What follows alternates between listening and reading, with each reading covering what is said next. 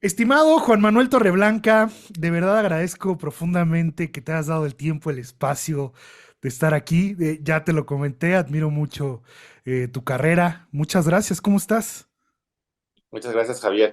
Bien, aquí en casa, ahorita tranquilo, entre juntas, llamadas y con alguna carga de chamba que me gusta, la verdad, encima. Entonces, este es como un oasis ahorita entre las chambas caseras. Y me imagino que estás como en ese limbo en el que se concretan ciertas cosas. Esa incertidumbre es rica, ¿no? Sí, ha sido muy raro el proceso de los últimos años porque ha sido un cambio muy gradual también y como muy paso a pasito entre haber estado muchos años picando piedra en el mundo de la música, en ese camino, y ahora estar obsesionado muy francamente, que también empezó hace muchos años, con el teatro. Ujú. Entonces entré a estudiar dramaturgia y empecé a escribir y a meterme en todo lo que se pudiera de teatro. Entonces, pues también he musicalizado teatro, he musicalizado cine, pero ahorita me interesa más desde la parte creativa. Sobre todo me gusta no estar yo en el escenario, me gusta como sumarme a una cosa colectiva donde quienes van a defender la obra son otras personas y no sé, o sea, eso me enriquece mucho. Oye, Juan Manuel, al final del día, pues Ujú. eres un contador de historias desde la música y ahora desde el teatro. ¿Qué cambia en tu narrativa entre uno y otro? Por supuesto, la parte técnica cambia, pero en tu cuestión narrativa. Yo creo que o sea, estoy de acuerdo con lo que dices y tienes razón en la forma en la que lo pones en palabras. Y al mismo tiempo me parece que las historias son como el caballo de Troya, en cierta forma. O sea, creo que es...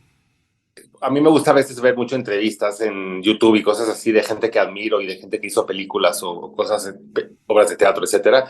Y se ha vuelto casi un lugar común el de decir, a mí lo que me gusta es contar historias, pero lo he estado pensando justo en los días recientes y lo he practicado con mi equipo y pienso que a mí no es en sí las historias en el teatro lo que me atraen, porque también me gusta mucho teatro que pareciera que las historias que está contando son absurdas, o Ujú. incluso hay teatro como el de Samuel Beckett que amo, que es de mis principales amados, que uno podría en algunas de sus piezas decir, pues es que la historia aquí la puedo describir en una frase, ¿no? O es como una cosa muy, muy abstracta. Pero creo que a veces lo que subyace, lo que está en el río subterráneo, en el subtexto, en el teatro, y también en las canciones pasa, es lo indecible, es la, pues eso suena muy pretencioso, pero es como la experiencia humana, el encuentro con el otro, esas cosas que son tan complicadas y tan difíciles de entender y de aterrizar, porque además si tenemos 5 personas en una habitación y hay un problema, vas a tener por lo menos 5 historias, 5 versiones Ujú. distintas de esa Claro. historia. Entonces, lo que me gusta de las historias en el teatro es que a veces sí se persigue que haya eh, un espejo con belleza y con algo sublime que ponernos enfrente y que nos ayude a también a ver nuestras tragedias y nuestras comedias desde afuera, a vernos desde afuera, y eso creo que enriquece nuestra capacidad de entendernos. Y, y también es una manera de entrarle a la vida, a la experiencia de estar en el mundo, que puede ser adictiva. Yo he ido al teatro este año ya como 30 veces, Ok. entonces sí, siento que se volvió algo que puedes decirme, ¿quieres ir a una fiesta? No, qué flojera. ¿Quieres ir a una comida? No. ¿Quieres ir a tomar un café? No sé. ¿Quieres ir al teatro? Bueno, va. O sea, como que eso sí, siempre quiero ir, Ya sabemos aunque cómo no me gusten. invitarte a algo, Juan Manuel. Sí, sí, sí. Oye, ¿sabes qué me parece muy... y bueno, fue una reflexión que ahorita me llegó de lo que dices, y corrígeme si estoy mal, pero considero que dentro del teatro también el espectador se vuelve un personaje, ¿no, Juan Manuel? Es que yo sí creo que hay una creación colectiva. Eso ya se pone más metafísico, pero eso también pasa Mm. con la música. Y yo lo sentí En la música lo sentí cuando terminaba un disco, que tampoco es algo que desafortunadamente haya podido hacer muchas veces, pero las veces que he podido terminar un disco y hacer fiestas de escucha o sesiones de escucha, llevárselo a gente que admiro y que quiero para compartírselo así recién salido del horno, me quedaba claro que para mí el disco sonaba muy diferente dependiendo de quién lo estaba escuchando conmigo. O Ujú. sea, hay una cosa muy rara ahí como cuántica, así de hilos invisibles que nos hacen compartir nuestras sensibilidades. Entonces, dependiendo también de lo que aprecia, de lo que escucha, de lo que se enfoca, yo creo que hasta de lo que está pensando la otra persona, se siente distinta a la obra de arte. Y eso en el teatro se magnifica porque casi siempre es mucha gente la que está viendo una obra de teatro. Entonces, sí creo que hay funciones donde una misma obra se bota hacia la risa, ¿no? Hacia la risa Ujú. loca y la misma obra puede ser en otra función puro llanto o en otra puede ser un silencio absoluto. Y desde ese lugar extraño y como sin palabras, sí se construye en equipo, o sea, entre público y elenco, la obra. Ahorita creo que tal vez va a venir una de mis gatas a chismosear el No, teléfono, pero voy a tratar hombre. de que no lo haga. ¿Cómo se llama? ¿Cómo se llama? Me da un poco de vergüenza decirlo, pero bueno, se llama Kate Bush, porque Kate Bush es una de mis diosas, Ok. entonces ella se llama Kate. ¿Qué pasó, Ay, ¿verdad que Kate? sí? ¿Cómo estás, Kate? Dice, está muy guapa Está ella. hermosa, ¿eh? Está hermosa. Fíjate que yo también tengo Gracias. dos, Juan Manuel, pero de plano sí cierro mi oficina porque me ha pasado que me tiran la cámara mientras estoy en una entrevista y así. Exacto, Oye, les encanta eso. Juan Manuel, volviendo a lo etéreo del arte, em, quisiera preguntarte si el teatro ha sido una extensión de tu música o en dónde has dejado a la música mientras has hecho este maravilloso pasaje por el teatro. Es chistoso porque mi camino en el teatro es muy pequeño todavía, entonces cada proyecto ha sido distinto. En algunos ha sido escribir algo desde cero, en Ujú, otras ha sido adaptar y traducir, que es algo que me gusta mucho. O sea, creo que en la música, por ejemplo, mi infancia y mi adolescencia fueron aprenderme piezas clásicas, aprenderme piezas de Beethoven, de Mozart, de Chopin, etcétera. Y aunque las tocara bien o mal, eso no es ahorita el punto, hay algo en clavarse en las piezas que sobreviven y que tienen mucha riqueza, que te da una formación.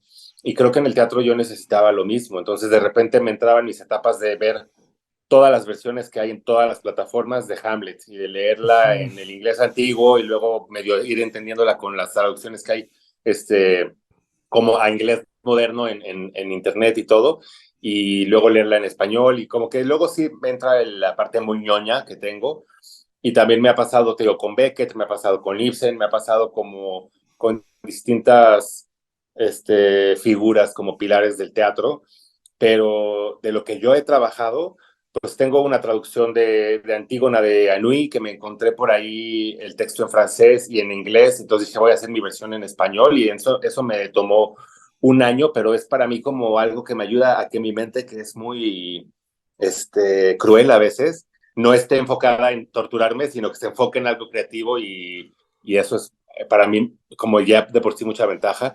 Y también hice una traducción de Espectros de Ibsen, que es una Ujú. adaptación además, porque le cambié algunas cosas, porque yo sentía que iban a hacer que el texto fuera más poderoso en el 2023. Y suena muy pretencioso esto también, pero me refiero, o sea, Ibsen es como una vaca sagrada, pero para algunas personas ya es algo medio acartonado, o sea, es el de Claro. Casa de Muñecas, etcétera, porque es algo del siglo XIX y las traducciones al español casi siempre son muy choreras, así como yo ahorita. Entonces estás viendo teatro a alguien que echa un choro larguísimo para explicar algo y dices, qué flojera, eso ya no, así ya no es el teatro hoy. Entonces es buscar sintetizar y como poder reducir las cosas un poquito y tratando de reconectar con tu pregunta, eso hasta me da una especie de vergüenza y cosa supersticiosa decirlo, pero donde creo que más se intersectan es en el musical, en el teatro musical. Y a mí Claro. la figura que más me ha acompañado en los últimos años y que más me ha ayudado en la depresión a recuperar el gozo por la música y como casi casi que las ganas de vivir es Sondheim, Stephen Sondheim.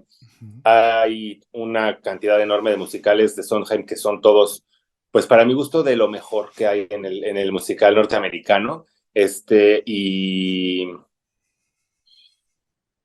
también creo que Sondheim es, o sea, murió hace muy poco, pero es casi, casi que el último de los grandes clásicos que nos tocó que fuera nuestro contemporáneo, ¿no? En cierta medida, aunque murió a los 93, 94 años. Pero yo sí creo que Sondheim es del tamaño de Tchaikovsky o del tamaño de quien quieras, ¿no? De esas figuras de Gershwin, o sea, es como un autor de teatro musical que no estaba solo buscando el espectáculo, el show, el darle como un vehículo divertido o sentimental a un texto comercial, sino que estaba buscando ampliar el color de la música de orquesta, explorar distintas vertientes como de música folclórica en Assassins, de música muy lejana en Pacific Overtures, de música como muy, muy de ópera clásica en A Little Night Music, etcétera, o incluso en Sweeney Todd, que es muy grande la orquestación de Sweeney Todd y como el alcance que tiene.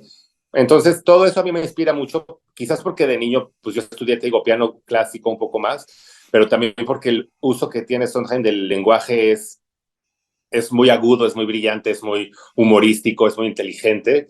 Entonces, a mí me conmueve mucho y me hace tener ganas de estar vivo para poder seguir escuchando Sondheim. Entonces, cuando empiezo a atreverme a componer un poco de música como ya en el formato de teatro musical, Ujú. después de muchos años de no atreverme, porque yo pensaba, ¿cómo voy a hacer teatro musical si no soy Sondheim, ¿no? O sea, si no soy un genio de ese tamaño.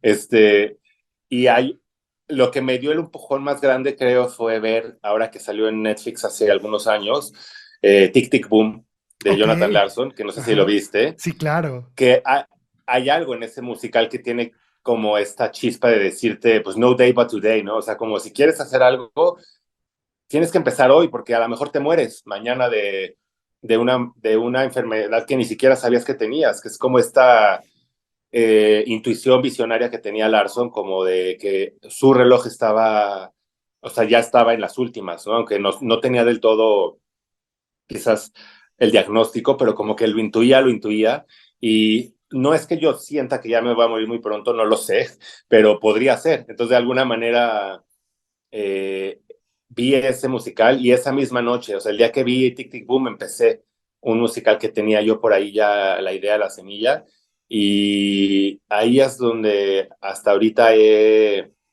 sentido que se unen Ujú. pues mis pasiones, ¿no? O sea, mi pasión por la arquitectura emocional, psíquica de la dramaturgia y por la arquitectura energética, emocional de la música. Musical, claro. Oye, Sí, perdón, Juan Manuel, me voy a sonar sí, una disculpa. no te preocupes.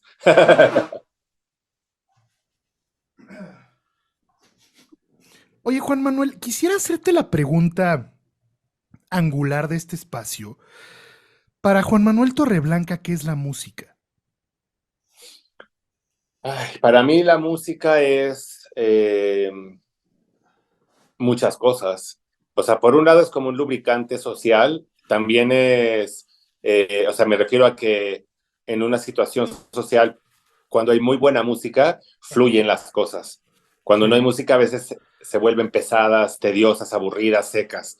Y también es algo que te ayuda a veces a tener más energía, aguantar más. O sea, si tienes que caminar una distancia muy larga, es mucho más fácil hacerlo si estás escuchando buena música, etcétera, ¿no? Hacer ejercicio es más fácil con música, llorar es más fácil con las canciones adecuadas, etcétera. Es como una medicina en ese sentido también en algunos casos y a veces es un elemento de cohesión como cuando estás en la adolescencia sirve mucho para decir, yo soy este tipo de persona, yo tengo esta Sí. estética, a mí me gusta esto, y encuentras otras personas que tienen lo mismo, y entonces haces un grupo de amigos muchas veces con base en qué música escuchan, etcétera, ¿no? O sea, es muchas, muchas cosas.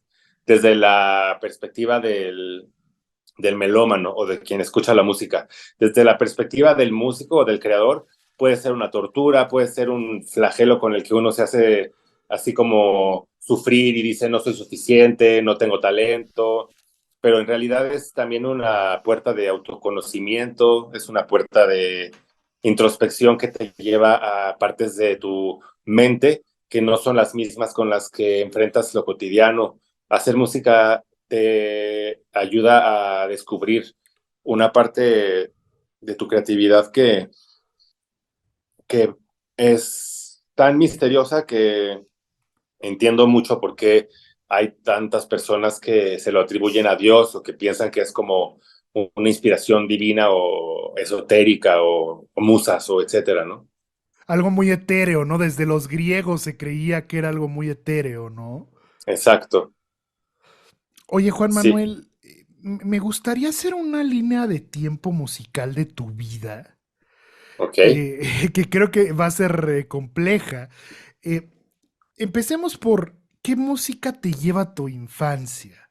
Que generalmente en esa época adoptamos lo que nuestros padres escuchan, ¿no? Lo que vimos en exacto. casa. Sí, en ese caso para mí es Daniela Romo. A mi mamá le gustaba mucho y me lo ponía todo el tiempo, entonces yo era muy fan de Daniela Romo, Flans, este, como en el pop era lo que recuerdo. Un poco después, y sobre todo también porque tenía una prima que la imitaba y que era muy chistoso, Gloria Trevi, Ah, sí. este, con claro. con el pelote suelto y así. Sí, claro. Bueno, como mucha gente, ¿no? Creo que Gloria Trevi despertó esa fascinación como de quererla imitar en toda una generación. Eh, y por otro lado, creo que es chistoso porque pienso que los musicales siempre estuvieron ahí, aunque yo Ajá. no lo supiera, porque de muy pequeño, o sea, yéndome todavía un poco más para atrás, a mí me tocó, o sea, yo ni me acuerdo casi, pero me tocó que estuviera en cines Katy la Oruga, que es una película de Silvia Roche con música de eh, Nacho Méndez. Wow. Y la verdad las canciones son muy bonitas, muy, muy bonitas. Es una película muy tierna que tiene que ver con esta cosa de una oruga que sabe que quiere ser algo más, pero no sabe qué, y eventualmente cuando llega el momento de construir su capullo y de entrar como en pupa, tiene miedo porque es como la muerte, ¿no? Siente que ya es como el momento de despedirse de todo y luego emerge como mariposa y es pues una metáfora muy linda también para quienes hemos sido inadaptados sociales, porque de pronto dices, no me hallo en ningún lugar, no quepo en ningún lugar, y la música es también a veces esa pupa que te transforma en alguien que ya tiene alas nuevas, que son las canciones o lo que sea que te traiga a ti como la música en tu vida y te hacen a conectar con otras personas en otros lugares. O sea, a mí la música efectivamente, perdón, me hizo volar a California, a muchas ciudades de la República. Entonces, creo que había algo de profético en Katy la Oruga para mí y también es un musical. Y luego, pues obviamente los de Disney que vimos en distintas generaciones, pues también son musicales, como de Broadway. O sea, y mi favorito en ese caso era La Sirenita. Ok. Este, y en particular, esto ya es una tangente porque luego a mí me da por eso, creo que la versión de español latinoamericano que teníamos es mucho mejor que la ¿Que la del en inglés inglés? original, Ajá. que eso casi no me pasa. Siempre casi prefiero las opciones originales, pero en La Sirenita creo que el cantante cubano que hizo a Sebastián mejoró muchísimo Claro, sí el es texto, cierto. sí. Sí es Y cierto. también la que hizo a Úrsula, que era Ajá. una performer drag, pues también hizo una cosa maravillosa. Entonces creo que la Sirenita, la que nos tocó en español, es una joya. Oye, Juan Manuel, y bueno, esa fue la parte de tu infancia. En qué momento o con qué artista? Porque digo, siempre he creído que adoptamos, justo lo dijiste hace rato, ¿no? Adoptamos a un artista que se convierte ya como en parte de nuestra identidad. ¿En qué momento hiciste tuyo algo? Yo creo que de las primeras cosas que me generaron eso hay tres que puedo ubicar. Primero fueron extranjeras, tres o cuatro, y después ya locales. Ok, Entonces, las primeras que fueron extranjeras son los Cardigans, que me fascinaban y tuvieron un par de éxitos muy, muy grandes, que son Loveful y Carnival, en orden opuesto. Pero también todos los discos a mí me volaron la cabeza, me gustaban mucho sus orquestaciones, los arreglos, las armonías, la voz de Nina, todo me parecía de una dulzura que no encontraba en otros proyectos del pop. Después, este desahogo visceral y a la vez muy, muy comercial, pero que se sentía muy franco de Alanis Morissette, uf. me llegó en el momento perfecto de la adolescencia, ¿no? Donde yo ni siquiera tenía la menor idea de lo que estaba cantando ella, o sea, decía muchas cosas que yo estaba lejos de experimentar algo parecido, pero hay algo en esa emocionalidad de cable pelado que tienen a veces esos proyectos como más como rockeros, ponquetos, poperos, que como adolescente te tocan y te despiertan, aunque todavía estés muy lejos de vivir esas experiencias. Y por otro lado, Alanis, en cuanto a edad, no estaba muy lejos de mí. Yo creo que Alanis era 4 o 5 años más grande, pero empezó muy chica, entonces sí había como una empatía muy grande que nos generaba mi generación, valga la redundancia, y los Cranberries, que también me fascinaban, me gustaba mucho la voz de Dolores, la extraño mucho, y creo que esos primeros discos tienen mucha magia. Después me encontré con la música de Julieta Venegas y me fascinó y me obsesionó. O sea, Julieta sí me despertó el fanatismo de ir a todos los conciertos que pudiera. Y de hecho es tan grande mi admiración y mi fanatismo adolescente que cuando por así que azares de la chamba ya me tocó estar en el otro lado del escenario, así en el backstage y compartir a veces eventos con Julieta, me cuesta mucho acercarme a ella Como como músico, a ¿no? cualquier otra persona, así como que me cuesta mucho quitarle esa magia, ese glamour, esa ilusión así como del starstruck, del fanatismo que tuve con ella. Pero Fíjate también que, le debo mucho a ella. O sea, es decir, le debo mucho de inspiración y de haber dicho, ella toca los instrumentos que yo tengo, ella se atreve a hacer este tipo de cosas, yo quiero hacer eso, me gustan sus letras, me gusta su fraseo, me gusta su estética y eso es muy importante encontrar a alguien que te funcione como brújula también, ¿no? no, y que te identifiques con esa persona. Fíjate que a mí eso que dices de quitarle la etiqueta al artista, a mí me costó mucho trabajo pues ir con Cerati. Mm, Yo escucho a Cerati desde que tengo memoria y lo conocí en 2007 en un backstage de un Vive Latino. Y cuando lo vi es así como, ¿qué es esto? ¿No? O sea, pues y sí, lo saludé así de, no, o sea, sí. oye, Juan Manuel, y bueno, actualmente, digamos, esas son tus bases. Actualmente, ¿qué no puede faltar como en una playlist tuya? Desde ese entonces podría haber incluido a la lista a Fiona Apple y creo que Fiona Apple para mí es la artista que desde el pop, porque ya digamos que la lanzaron al pop cuando era adolescente, creo que llegó a una altura en la que está Sondheim. O sea, para mí la mejor letrista, o sea, es una tontería a veces hacer esas categorías, ¿no? Pero bueno, ahí vienen los Oscars, entonces entremos en el mood. Pero para mí la mejor letrista, si es que fuera una competencia viva, sería Fiona.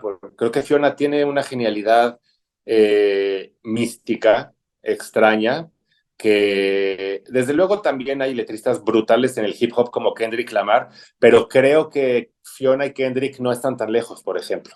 O Sí, sea, no, creo que hay una cosa que para mí hace que Fiona esté en un universo similar al de Emily Dickinson. Creo que a veces existe esa profundidad de estar diciendo 20 cosas en una frase que desde luego Emily Dickinson tiene y Fiona también. Y hay una garra, una pureza de emoción en Fiona que, o sea, que siento que, o sea, justo me pasa que a veces escucho las canciones como, por poner un ejemplo, solo porque es muy popular, por las canciones recientes de Shakira donde está exponiendo su corazón roto o como su indignación por el truene con Piqué, suponemos, ¿no? Porque pues uno nunca sabe lo que pasa en la vida privada de la gente, pero eso es lo que se dice que está exponiéndose en esas rolas.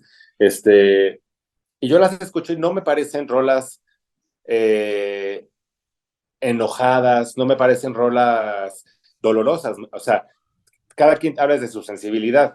Me parecen rolas comerciales, poperas con frases que ya he escuchado en otras rolas y que el contexto es el que me hace decir, esta rola debe sentirse como una gran rola de desprecio o de empoderamiento.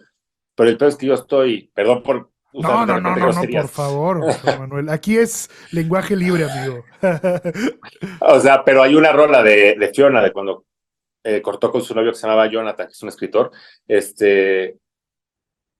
del disco anterior al último, donde dice, se me acabaron las plumas de paloma blanca para poder, con las que absorbía los orines que salen de tu boca cada vez que me hablas. O sea, Wow. siento que hay ese tipo de frases, yo sí las oigo y digo, ouch, o sea, yo no quisiera que alguien dijera algo así de mí, ¿no? Y entonces ahí es donde digo, pues escucho de repente otras retóricas y digo, ay, esto no está nada violento, esto es cualquier cosa. Sí, que al final del día son perspectivas para decir las cosas, ¿no? O sea, son distintos lenguajes, o sea, no sé, Taylor Swift tendrá uno, Regina Spector tendrá Exacto. otro, o sea, ¿sabes? O sea, puedes decir Sí, sí, sí. Julieta Venegas me parece que es es demasiado elegante en sus letras, ¿no? Julieta es una gran lectora y es una mujer muy culta y muy inteligente. Y creo que eso siempre nutre la obra de los creadores, de las creadoras. Yo creo que, sin embargo, como te decía, también la escritura a veces viene de un lugar que no es el mismo con el que pensamos o no es el mismo desde el que leemos. O sea, yo sí creo que Fiona escribe desde el inconsciente también un poco, por decirlo de alguna manera. Entonces, ella más o menos sabe lo que está diciendo, pero de repente se están metiendo en sus letras las lecturas que hizo en la infancia, en la adolescencia, las cosas que vio en el teatro, o sea, y de repente ella dice, ay, no, esta frase solamente habla de mi perro y de un árbol que había fuera de mi casa. Y dices, no es cierto, esta es una referencia a un poema de Keats. O sea, a mí no me vengas, eso yo lo reconozco. Pero también es padre que de repente hay autores que a lo mejor es falsa esa modestia y a lo mejor sí lo viven así. Porque pienso como en Martin McDonagh, el que hizo ahora Banshees of Inisherin, que le pusieron como los fantasmas de la isla o algo así. Este, que creo que es un texto genial también el de esta película, que justo está nominada a los No Oscars. lo he visto, ¿me la Te la recomiendas? recomiendo mucho, mucho, muchísimo. Y él dice mucho en entrevistas que se siente escribir sin ningún plan y que no tiene idea de lo que va a escribir. Que en esa película su única idea era, quiero saber qué pasaría si un amigo le dice a otro, ya no te quiero, ya no quiero ser tu amigo.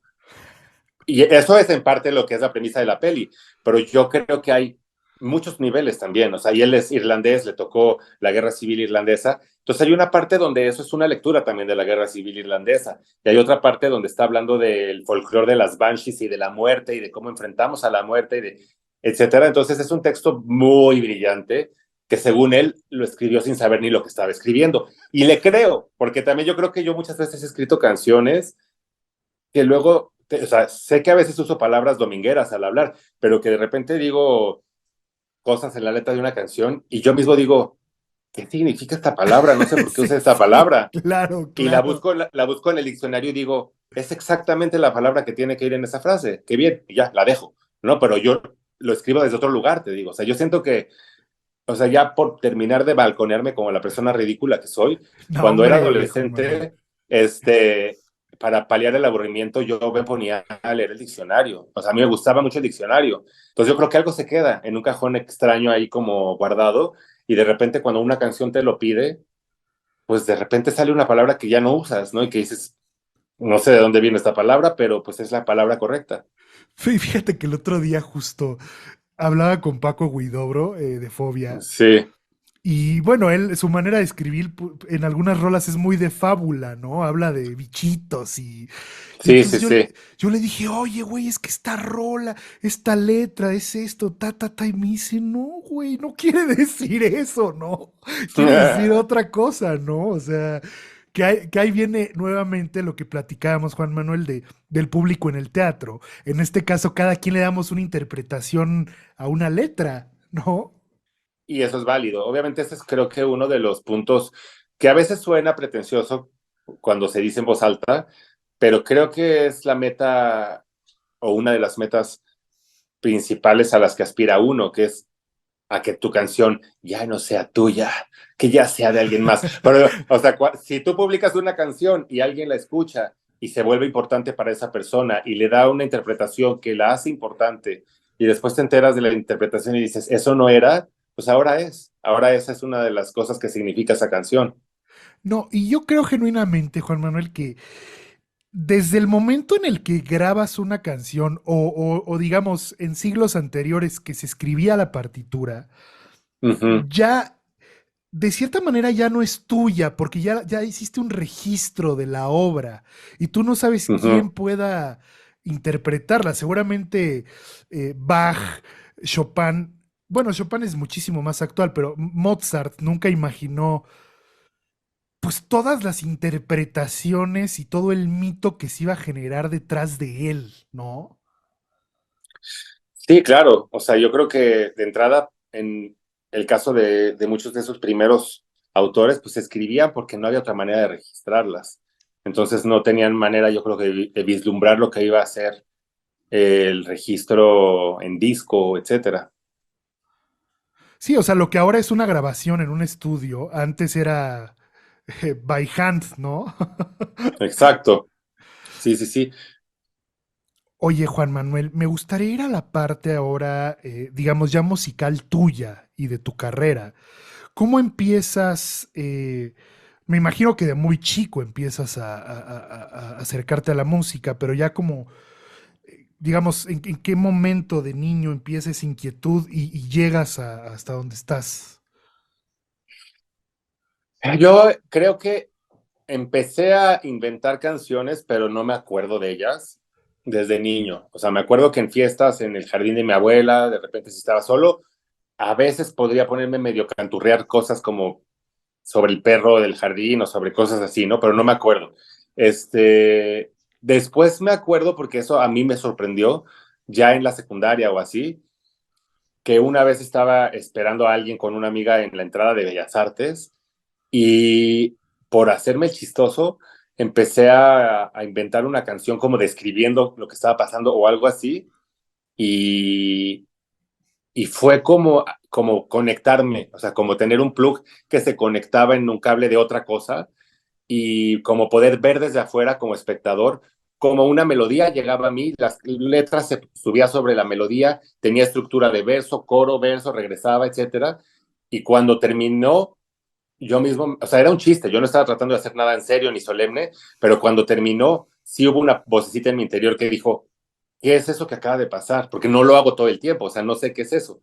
Pero, y ni siquiera o sea, eso es improvisar también, ¿no? O sea, es como hacer algo que se queda en el aire y desaparece. O sea, eso ni lo grabé, ni lo registré, ni nada. Y cuando ya empecé a intentar hacerlo, como tampoco sabía mucho cómo, creo que las puertas estaban un poco oxidadas y cerradas. Entonces me tardé varios años. Me acuerdo que, y fue tarde, empecé a querer componer canciones como hasta los 18 años, que ya había 2 años escuchado obsesivamente a Julieta Venegas y me tardaba toda la noche. O sea, yo me sentaba frente al teclado, así como me sentía como un personaje ridículo de telenovela, porque había creo que un personaje en Mirada de Mujer que era el hijo de no sé quién que hacía eso. Entonces, pero ahí me veía yo frente a ¿Tu mi mamá veía teclado la tratando, novela?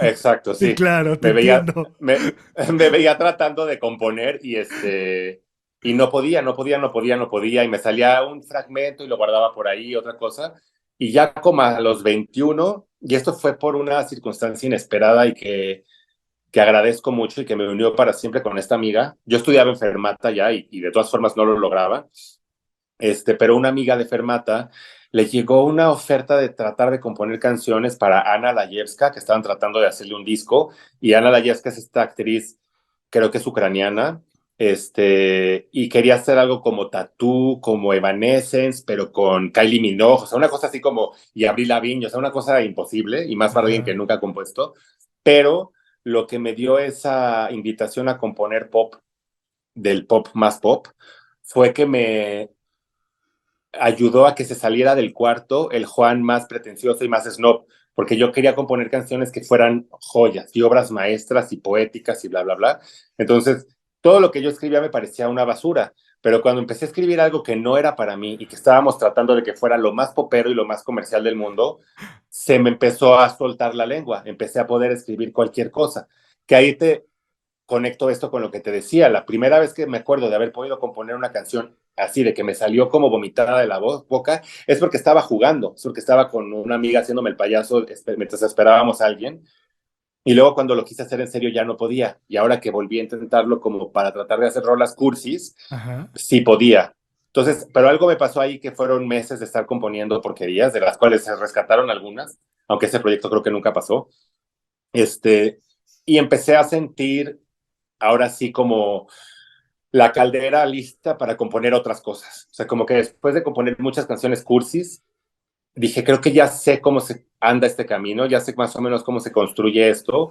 Ahora ya quiero empezar a hacer cosas como las que me gustan. Y ahora sí quiero atreverme otra vez a hacer cosas más oscuras, más, aunque esa palabra está muy manoseada, más profundas, más misteriosas, Más o tuyas, yo qué sé, ¿no? ¿no?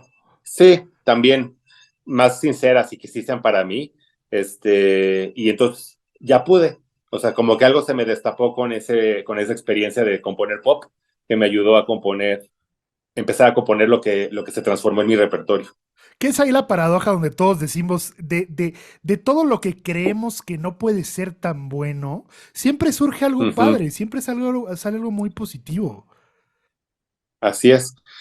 Y después ya yo me volví muy fan del pop, o sea, hay de todo, ¿no? Pero hay canciones de Katy Perry que creo que son joyas, otras me parecen basura, hay canciones de Carly Rae Jepsen que son joyas absolutas. O sea, el pop es muy difícil, hacer una buena canción de pop también es como recibir un regalo. O sea, yo creo que Call Me Maybe es como un momento en el que así Atenea o Era o alguien estaba de buenas y le mandó así una manzana de oro a Carly Rae Jepsen y se volvió millonaria y como que floreció en ella una canción que se volvió un himno, ¿no? De la fiesta y lo que quieras, pero no está fácil hacer eso, no está fácil hacer un Dancing on My Own de Robin, no está fácil hacer Las Flores de Café Tacuba, o sea, hay canciones que vienen con una inspiración muy mágica. No, y como dices, que es el momento preciso. O sea, el otro día platicaba con Mike Cerdá, que él es el director musical de Maluma. Y Ajá, él viene de una escuela de metal. O sea, él es metalero. claro. Y le dije, oye, ¿cómo? O sea, a ver, güey, aquí hay algo que no me cuadra. Generalmente, ¿cuál es tu perspectiva como metalero? Pues de la música de Maluma. Y me dice, es que yo pensaba lo mismo hasta que no me volví director de él y no entendí la complejidad que llevaba técnicamente y teóricamente esa música.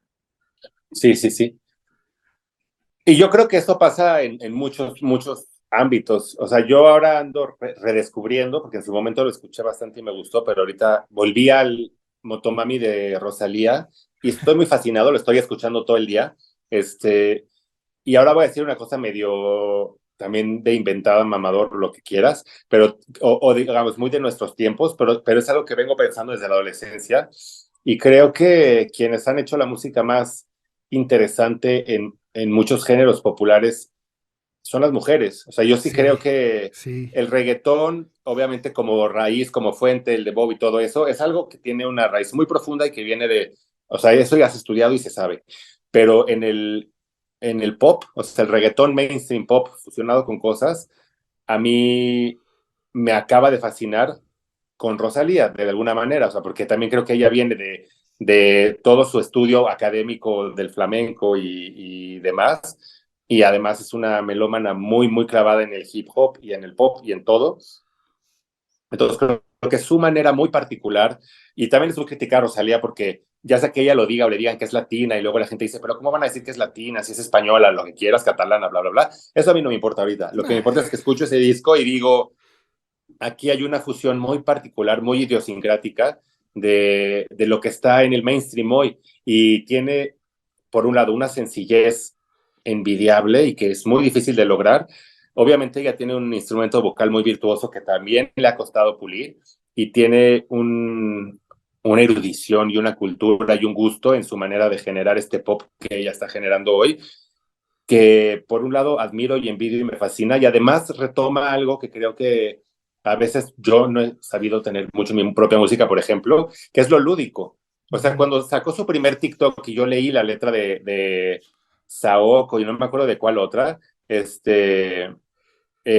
la leí, ¿no? En el TikTok sin haber escuchado la canción en el contexto del disco, yo decía, ¿qué es esta porquería? O sea, ¿qué está haciendo Sí. Rosalía? O sea, ¿en qué inteligencia artificial como precaria escribió la letra de esta canción?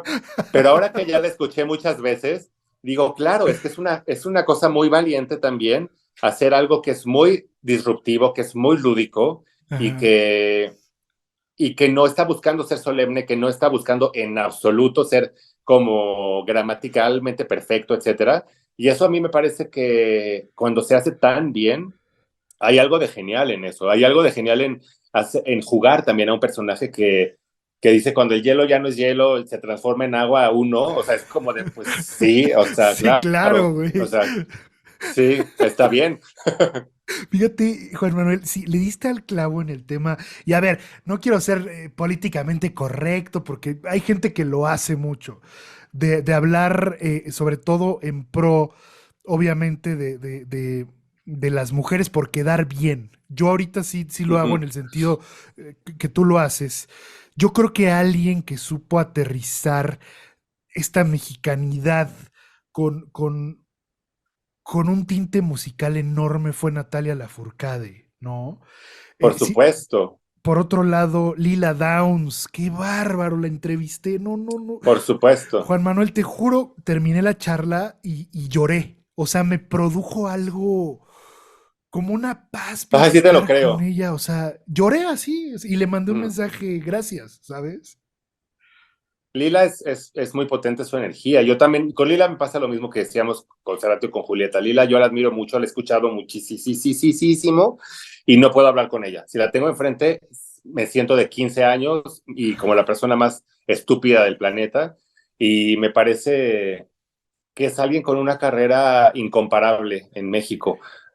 Ahora también ya está en un momento de la vida donde ha tenido pérdidas grandes, Sí. donde la energía y la salud ya no son la misma que cuando tienes 20 años y sigue trabajando muchísimo, cosa que le admiro mucho, pero creo que lo que ella y Paul y su equipo hicieron desde siempre fue justamente una fusión de toda la raíz mexicana con todas las raíces norteamericanas y demás, que para mí me parece, si queremos comparar, porque pues vaya que nos gusta hacer eso como humanos, yo la comparaba con Bjork. O sea, yo pensaba, creo que Lila Órale. Downs no suena a Bjork, pero creo que la manera en la que Bjork utiliza el folclore islandés y utiliza como muchas cosas de su música de la infancia y las mezcla con la música popera contemporánea, y tiene un proyecto único. Es como lo que yo siento cuando escucho Lila.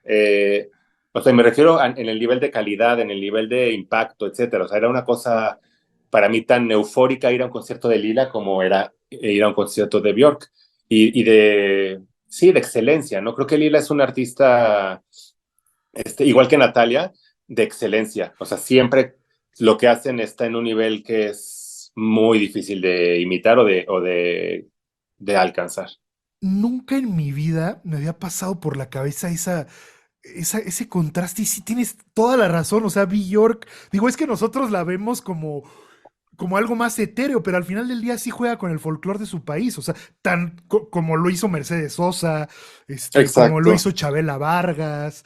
sí. Sí, o sea, tiene todo el. Órale, está increíble esa comparación, Juan Manuel. Digo, comparación en el sentido de contraste, ¿no?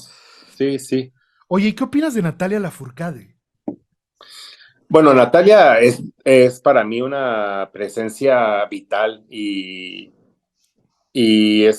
o sea, hablar de ella tendría que ser desde muchos lugares, porque es una amiga a la que quiero y amo profundamente.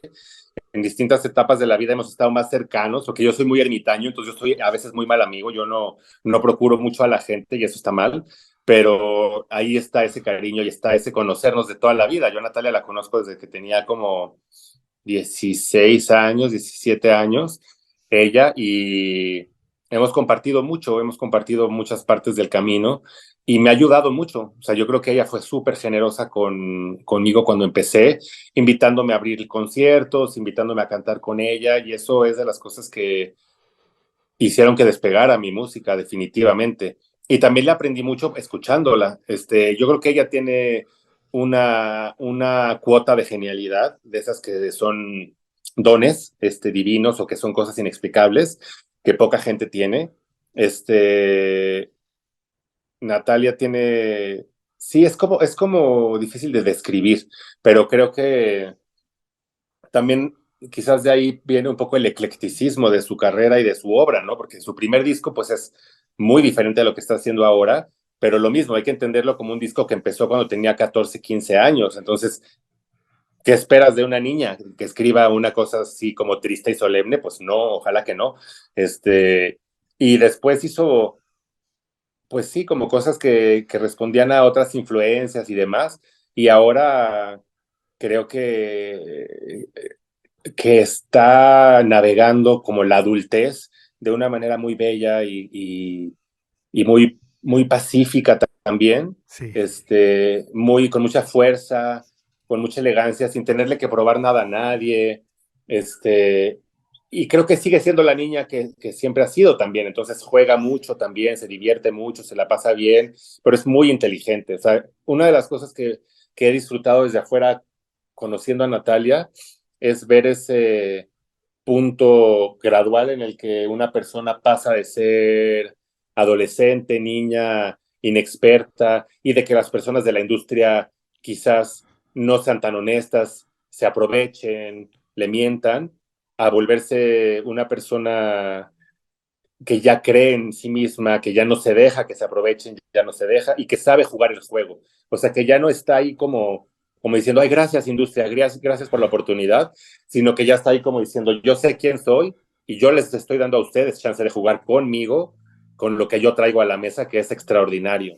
Y eso fue muy bonito de ver, la verdad. Oye, Juan Manuel, yendo, digo, ya casi cerrando, yendo a la parte de Bella Época, lo produjo Quique Rangel. ¿Cómo fue Uh trabajar -huh. con Quique?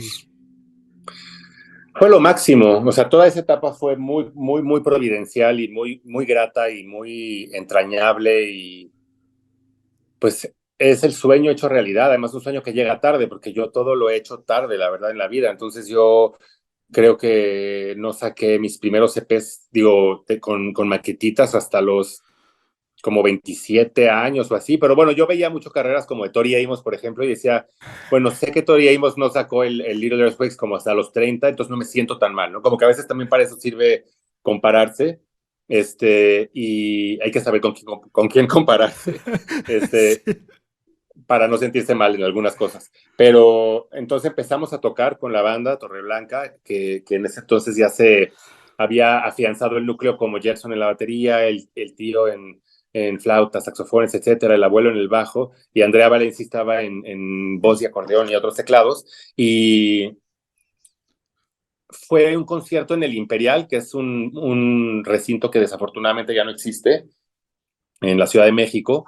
Y cuando estábamos, creo que a punto de tocar, me dijeron, están aquí Quique y José Lorangel de Café Tacuba, entonces fue muy terrorífico, o sea, como que sí da mucho nervio que te vea alguien a quien has admirado toda la vida, casi casi, y después dijeron así como de, ay, quieren saludarlos, quieren pasar al camerino. Yo casi me fui a esconder al baño y no los iba a ver, pero bueno, ya como que me armé de valor, subí al camerino, platiqué con ellos y Quique ahí nos dijo, yo quiero ayudarles, me gusta lo que hacen. Y de ahí todo fue como bola de nieve. O sea, el día siguiente, yo le dije algo así como todo torpe, así como, de, ay, sí, qué padre, pero no quedamos en nada. este, y ni siquiera nos dimos el teléfono ni nada. Entonces yo como, o sea, también me cuesta mucho creer en esas cosas, todavía, en ese entonces más, pero como que yo digo, es algo que la gente dice pues por ser buena onda, por ser cortés o por lo que sea, ¿no? Y de repente digo, ya, mañana se les va a olvidar. Y al día siguiente me habló, o sea, él consiguió mi teléfono por otro lado y me habló y me dijo, oye, sí quiero trabajar con ustedes, me gustaría ver cómo puedo ayudarles.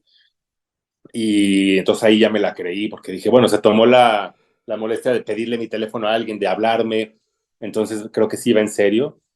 Y fue un proceso muy bonito de mucho respeto por la música, o sea, fue muy hermoso trabajar con alguien que tenía desde ese entonces tanta experiencia en cómo se hacen los discos, que, que es muy creativo, o sea, de las canciones favoritas de Café Tacuba mías son las de Quique, y que tiene mucho amor por la música y que tiene a la vez una visión muy idiosincrática igual, pero muy respetuosa del proceso de hacer un disco.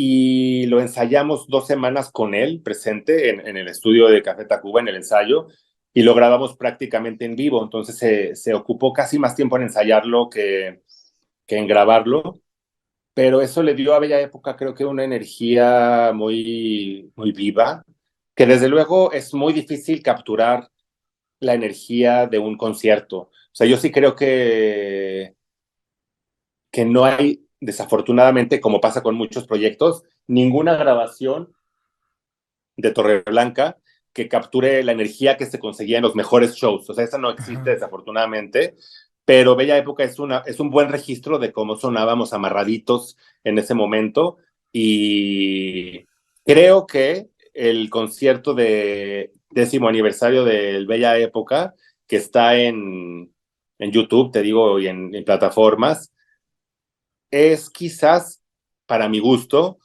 aunque ya es otra cosa, porque ya es otro Torreblanca, pero es Ajá. quizás de lo que yo puedo escuchar hoy, donde la energía de un concierto de Torreblanca en vivo está quizás más cerca, capturada, a lo que a mí me gustaría pensar que es la energía de un show de Torreblanca en vivo. Se me hace raro hablar en presente, pero bueno, pues, o sea, pero creo que ¿qué más decir? O sea, se generó mucho cariño, te digo, no, tampoco he procurado yo mucho aquí porque soy un ermitaño de lo peor, pero le tengo un agradecimiento y un cariño muy profundos a él y a su familia, y es uno de los recuerdos más entrañables de mi vida, el proceso de Bella Época. Por eso se llama así también. Bella época. Oye, Juan Sí. Manuel, yo creo que gran parte de todos los mexicanos te escucharon sin saber que eres tú. Y esto sucede con la rola de Roma, que se convierte Ujú. pues en ringtone de Telcel, ¿no? Así ¿Cómo, es. cómo fue eso? Bueno, para que no, Eso los que no lo fue, sepan, para los que no lo sepan, es sí, Juan Manuel es la de La maravilla de esa boca. No, esa rola se llama exacto. Roma. Eso fue como sacarse la lotería. Yo no soy bueno para vender. Nunca hemos tenido una gran relación con ninguna disquera. Nunca hemos tenido una gran relación con ningún manager que tú digas, wow, esta persona realmente nos consiguió algo que nos catapultó a otro lugar. O sea, no me gusta hablar mal de la gente, o sea, tampoco se trata de eso. Creo que hemos tenido vínculos con personas que hicieron su mejor esfuerzo, igual que nosotros, pero no lo lográbamos. Entonces, el que esa rola llegara y cayera en el regazo de Torreblanca, la oferta de que fuera parte de esa campaña de publicidad, fue sacarse la lotería, porque yo no la piché, nadie de nosotros la pichó, sino que una persona que es una amiga querida ahora también, que trabajaba en esta empresa que se encargó de hacer esa campaña de publicidad, había escuchado la canción y le gustaba. Y ella decidió montar la maqueta de esa campaña sobre Roma sin avisarnos ni nada, porque ella decía, esta es la maqueta, ya después vemos qué hacemos. Pero el problema, entre comillas, es que al parecer a todo el mundo en la oficina y en las oficinas de Telcel les gustó mucho la campaña con esa canción. Ok, Entonces, después me enteré que, como suele pasar, intentaron hacer sound alikes, o sea, intentaron claro. copiarla sin copiarla, y no les gustaron los sound alikes. Entonces ahí fue cuando ya me contactaron y fue una negociación que para mí era terrorífica, pero porque además, en cierta medida, uno cuando todavía está joven y cuando está empezando y no sabe nada de nada, dices, esto va a ser una muy buena promoción, o sea, esto casi, casi que otras personas pagarían porque su canción esté en todos los cines y en todos los, o sea, pero obviamente eso sería una estupidez, ¿no? O sea, como decirles, no, no me paguen porque va a ser muy buena promoción, sería una estupidez. Y afortunadamente, pues también uno también tiene que pensar en que las pedradas a veces sí tienen que ir como, ya como veo el sapo, voy la pedrada, ¿no? Entonces dices, bueno, es Telcel, o sea, es como una compañía del billonario más billonario de Sí. Latinoamérica, o sea, no puedo no cobrar bien. Oye, y al Y así final fue. del día, o sea, el máster sigue siendo tuyo, solamente o sea, en cuestión de music business solo les diste un contrato, porque la rola estuvo en ringtones de celulares, o sea, yo me Y acuerdo, sigue, yo me acuerdo el celular de mi papá sonaba con la maravilla, sí. y yo, güey, no Ajá. manches, qué locura. Sí, afortunadamente, o sea, y sí es la única vez que siento como que pude comprobar la ventaja que para mí fue no tener un contrato con una disquera que tuviera el máster, porque como el máster era nuestro, o sea, era mío y la autoría de esa canción es 100% mía, aunque yo decidí cuando firmamos en la SACM, o sea, en la Sociedad de Autores y Compositores Mexicanos, el disco Bella Época, o sea, cuando lo registramos, yo decidí darle un porcentaje a cada miembro de la banda por la grabación, Qué chido. porque, porque consideraba que, pues, que el arreglo, que lo que aportaran al arreglo, era parte, ahora ya es más común eso, pero era parte de alguna forma de la composición de la rola. Pero lo que tradicionalmente se considera composición, que es la melodía, la armonía y la letra, eh, y también pone aparte los arreglos, pues son 100% míos. Entonces eso, afortunadamente te digo, tampoco ha sido de las pocas veces que creo que no he sido tonto conmigo mismo y que no he sido, que ni me he ninguneado ni me he puesto, o sea, como desequilibrado, porque creo que desde luego el porcentaje de autoría es más grande para mí porque soy quien hizo la rola, pero también se le ha asignado un porcentaje a todas las personas que la hicieron en determinados momentos. Entonces, pero el máster es mío. Qué Entonces chulada. eso fue un buen momento económicamente, sí. No, porque si no, si ese máster hubiera sido una disquera, te hubieran dado 2 pesos y las gracias. Claro, o sea, me hubieran pagado probablemente muchísimo menos de lo que me pagaron, porque yo no sé si alguien habría defendido esa canción mejor de la que nuestro equipo cercano la defendió, y la mitad de lo que me hubieran dado por lo menos se habría ido a la disquera. Claro. Oye, Juan Manuel, ¿qué le recomendarías a alguien que se quiere dedicar a la música? Esa es una pregunta muy compleja, porque lo primero que te respondería de entrada es no lo hagas. Sí, O sea, yo creo que eso es lo primero que le recomendaría a alguien. Es capciosa la respuesta, desde luego también, pero a lo que voy es que creo que la música es algo a lo que estamos hablando de dedicarse profesionalmente, ¿no? O sea, sí, no, no claro, solo de hacerlo por el amor. Porque si se trata de hacerlo por el amor, claro que sí, hazlo, todo el mundo hágalo, todo el mundo cante en la regadera, en el coche, en la calle, en todos lados, todo el mundo componga canciones.